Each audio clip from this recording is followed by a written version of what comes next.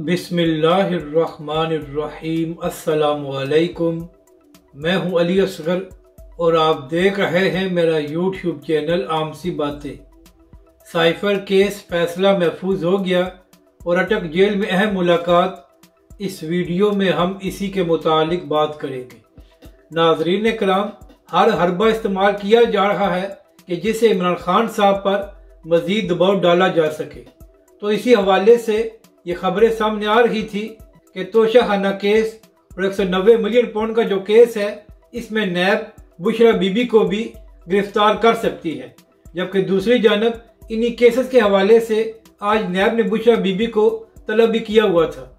तो नाजरीन कराम, बुशरा बीबी के वकील लतीफ खोसा साहब ने इंसाफ अदालत में ये बताया कि मंगल के दिन बुशरा बीबी ने अटक जेल में इमरान खान से मुलाकात करनी होती है, तो लिहाजा नैब इस हवाले से ताउन करे और आइंदा बुशरा बीबी को मंगल के दिन नाब तलब करे। जबकि दूसरी जानब नाजरीन कराम, इन्हीं दोनों केसेस में 26 सितंबर तक बुशरा बीबी की जमानत में तोसी कर दी गई है। यानी कि नाजरीन कराम, अब 26 तारीख तक इन दोनों केसेस में बुशरा बीबी को गिरफ्तार नहीं किया जा सकता।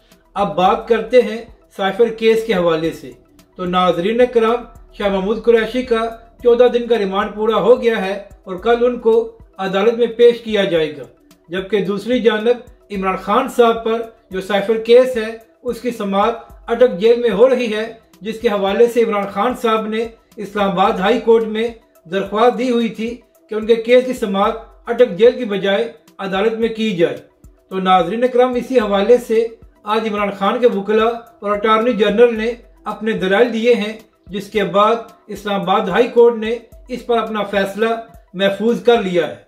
तो नाजरीन कराम, अब देखना यह है कि जब यह महफूज फैसला सुनाया जाएगा तो उसके बाद क्या साइफर केस के हवाले से जो इमरान खान के केस की समाअत हो रही है वो अटक जेल में होगी, या इमरान खान साहब की दरख्वास्त को मंजूर करते हुए इस केस की समाअत अदालत में की जाएगी।